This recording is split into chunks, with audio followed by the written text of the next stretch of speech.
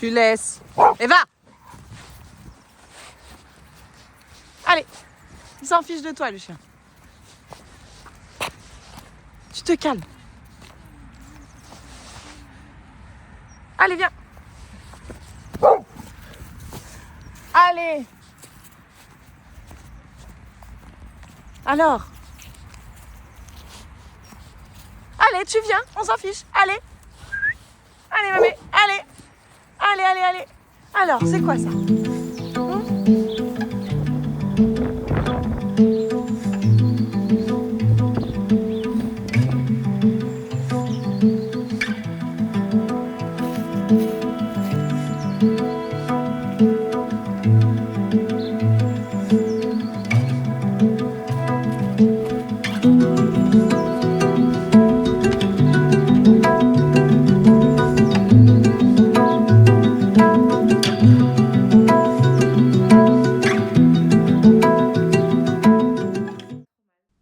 En ce moment, j'ai l'impression d'avoir plein d'histoires autour de moi qui me concernent, enfin, par lesquelles je suis concernée plutôt, qui me montrent des niveaux de maturité émotionnelle qui sont quand même assez bas.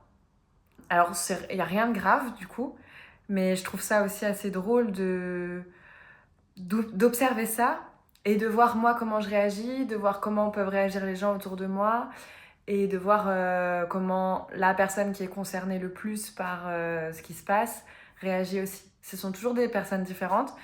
Par exemple, il y a un gars avec qui j'échangeais et le mec, il a fait vachement ressortir ses insécurités juste parce qu'en fait, j'ai une vie et que je réponds pas tout le temps aux messages.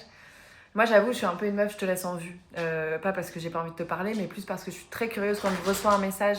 Je suis curieuse de lire ce message, donc je vais le lire. Mais en fait, bien souvent, les messages ne demandent pas forcément une réponse directement. Ou alors, si on me demande, si c'est un message qui implique une réponse de ma part, en fait, en général, j'essaye de prendre le temps de bien répondre à la personne. Et du coup, je vais laisser en vue pendant ce temps-là. Et j'ai souvent un temps de latence en fait entre le moment où je vais lire un message et le moment où je vais répondre à ce message. Globalement, je ne ghoste personne et je vais toujours lire les messages et y répondre, mais il peut se passer 2, 3, 4, 6 heures entre le moment où je regarde le message et le moment où j'en fais une réponse, quoi. Et ce gars-là, il était visiblement très en insécurité avec ça. Et pourquoi tu me regardes comme ça? Non, tu n'auras pas mon assiette, mais c'est non. C'est non. Elle veut mon assiette. Qu'est-ce que tu fais? Tu n'auras pas mon assiette. Non. Arrête de me regarder comme ça. Arrête de me regarder comme ça. Donc le gars, au début, ça a commencé avec des petites choses, pas grand-chose, mais des petites piques un peu passif-agressifs, là. Une fois, j'écoutais un message vocal qu'il m'a envoyé, et puis j'ai pas répondu tout de suite parce qu'en fait, j'étais en voiture, donc j'ai écouté, et puis j'étais en voiture, donc je faisais d'autres choses. J'attendais d'avoir un moment plus calme pour pouvoir lui répondre. Et il a vu, du coup, que j'avais écouté son message sans y répondre. Non. C'est non. J'ai dit non. Viens là. Tu viens là. Tu viens là et tu laisses l'assiette assis. Merci. J'avais pas... Donc il a vu que j'avais écouté son message mais que je n'y ai pas répondu et donc il me renvoie un message en mode « Ah mince, j'ai dit quelque chose qu'il fallait pas. » Je dis « Non, t'as rien dit qu'il fallait pas, c'est juste que je suis occupée, mec. » Plein de choses comme ça. Donc en général, je le prenais bien et je suis une meuf sympa, donc je vois que c'est de l'insécurité de sa part, mais sans chercher à trop le rassurer, je lui dis simplement non, je faisais ci ou je faisais ça, voilà. Sans me justifier non plus. Là, il y a une fois où ça m'a un peu énervée, c'est que je sors le samedi soir et le dimanche, je lui renvoie pas de message au matin, moi je fais ma vie, je vais sortir Vava et tout. 14h, il m'envoie un message en me disant ça c'est un super gros vent, c'est ce qu'on appelle se prendre un gros vent. Et je lui dis en fait je comprends pas ton message, pourquoi tu me dis ça? Et je pense qu'il a dû se rendre compte que c'est pas très bien passé de mon côté. J'ai un petit peu recadré dans mon message sans être méchante, mais juste j'ai posé mes limites, quoi. Je pense il a un peu compris et du coup il dit ah mais c'était une petite blague et tout. Ouais, j'étais là ouais c'est ça, c'est une blague ouais. Bon c'est pas grave, je passe au-dessus. Par contre le lendemain matin, je lui ai renvoyé un message en lui disant bah en fait je pense qu'on va arrêter là nos discussions, j'ai pas envie de poursuivre. Je sens un malaise de mon côté et même si t'as l'air d'être un mec gentil, j'ai pas voilà, j'ai pas envie de poursuivre. Et il m'a répondu c'est ça en fait c'est pas que il m'a dit quoi? C'est pas qu'il y a un malaise, c'est que tu as d'autres dates et tu fuis parce que t'es pas honnête avec toi-même. Mais c'est pas grave. Et je me suis dit mais mec, en fait tu te prends pour qui quoi? N'importe quoi. Enfin, on ne doit rien à personne, surtout quand on ne s'est jamais vu. Déjà, je pouvais avoir d'autres dates, c'était pas son problème. Alors, c'était pas le cas, mais c'était pas son problème. Et puis, en fait, c'est juste que t'as trop d'insécurité, donc fous-moi la paix, travaille sur tes insécurités, et puis tu trouveras une meuf, quoi. Mais ça m'a, franchement, ça m'a. Je me suis dit, mais allô, hey, t'as quel âge en fait? Parce que là, moi, je sors pas avec un gamin de 15 ans, quoi. Hein. Je lui ai renvoyé un message en lui disant non, non, j'ai pas d'autres dates, c'est juste que tes insécurités et tes pics passifs-agressifs, franchement, j'ai pas envie de supporter ça. J'ai pas besoin de me justifier de vivre ma vie et d'avoir une vie. Maintenant, voilà, si toi ça te plaît pas, bah en fait, c'est pas mon problème, quoi. Il m'a renvoyé un gif d'une meuf qui rame sur un bateau. Bref, j'ai arrêté de répondre. Je l'ai pas bloqué, rien du tout, mais je me suis dit, clairement, it's on him. C'est à lui là de faire du taf sur lui, de faire un taf sur lui. Parce que les mecs fragiles comme ça va pas. Donc il y a eu ça. Et puis d'autres petites histoires que je vais pas raconter là. Avec d'autres personnes qui pareil, c'est un petit peu limite en termes de maturité émotionnelle. J'arrive à voir clair là-dedans. J'arrive à poser mes limites quand c'est nécessaire. J'arrive à sortir aussi des situations quand c'est nécessaire.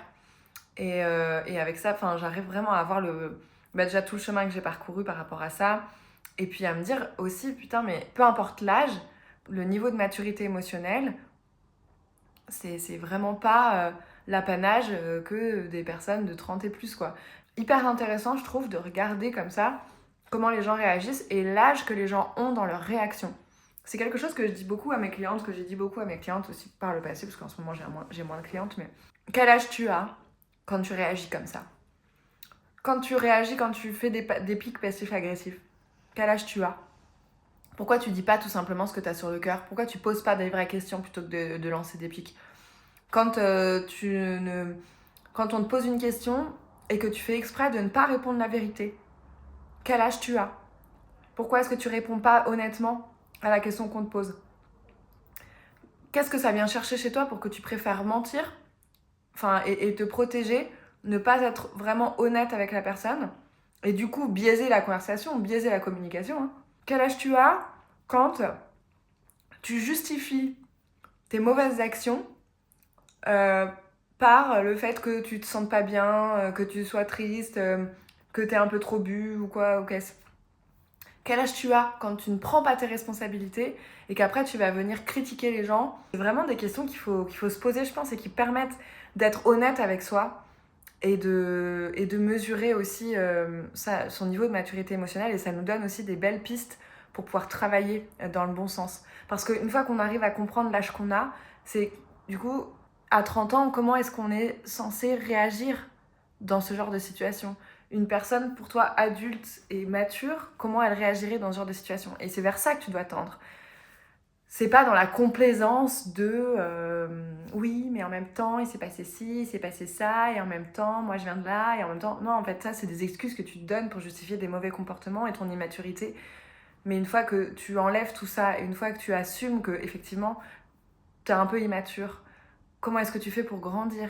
Et vers quoi tu décides d'aller et comment tu fais pour changer tes comportements? Et je trouve ça hyper intéressant comme travail. C'est indispensable à faire comme travail si on veut changer, si on veut évoluer, si on veut changer nos schémas répétitifs, etc. Donc si vous faites ce travail-là, continuez, parce que c'est probablement le travail qui vous servira le plus dans votre vie. Et si vous n'avez pas encore fait, bah, peut-être que ce que je dis là, ça pourrait vous trigger ou peut-être que ça va vous faire réfléchir. Et tant mieux parce que je pense que c'est le premier pas vers un peu plus de maturité émotionnelle.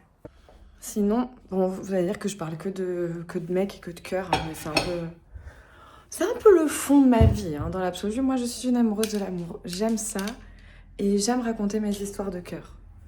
Alors, je les raconte en public sur YouTube. Y a quoi? Non, je viens de me rendre compte que en fait, j'avais envoyé des messages à Simon, mon ex, un message de bonne année. Et en fait, je viens de me rendre compte qu'il m'a bloqué. Il m'a bloqué. Alors, je vais pas insister, hein, je vais pas renvoyer mon message sur un autre canal ou quoi. S'il m'a bloqué, c'est parce que ça doit être trop dur pour lui de pouvoir discuter avec moi ou de pouvoir d'avoir peut-être la tentation de m'envoyer des messages ou quelque chose comme ça. Donc je respecte son choix. Mais je suis un petit peu déçue parce que il devait me donner des nouvelles concernant un truc important et du coup je sais que j'en aurai pas, donc j'espère juste que ça se passera bien pour lui et que ça va aller. Mais voilà. La dernière fois qu'il m'a écrit, il m'a dit on n'est pas encore des parfaits inconnus. Et puis bah là il m'a bloqué. Donc ça y est, on est officiellement passé dans le camp des parfaits inconnus. Je ne sais pas si je le recroiserai en ville une fois ou dans quelques temps, j'en sais rien. Mais ouais, ça me fait un petit truc de savoir que bah il préfère me bloquer, que c'est trop dur pour lui de savoir qu'il peut m'envoyer un message comme ça facilement ou de recevoir mes messages. J'en envoie pas beaucoup, hein. J'en ai envoyé un au mois de décembre, c'était un souvenir de story de Louis, au moment où on a eu Louis. Et puis je voulais juste lui envoyer là un message de bonne année et puis prendre de ses nouvelles parce que voilà, il m'avait confié des trucs, mais du coup il a pas vu mon message et il les verra jamais. Il m'a bloqué. Voilà. C'est comme ça. En même temps, lui, il avait besoin de. Enfin, c'est sa volonté là de qu'on coupe les ponts. Et du coup, bah, fallait que je m'y attende qu'il allait faire ça. Parce que je le connais, parce que je sais que. Il m'en avait déjà parlé du fait qu'il fallait qu'il me bloque pour que ça soit plus facile pour lui de passer à autre chose, quoi. J'espère juste qu'il ira bien. Si tu vois ces vidéos, j'espère que tu vas bien.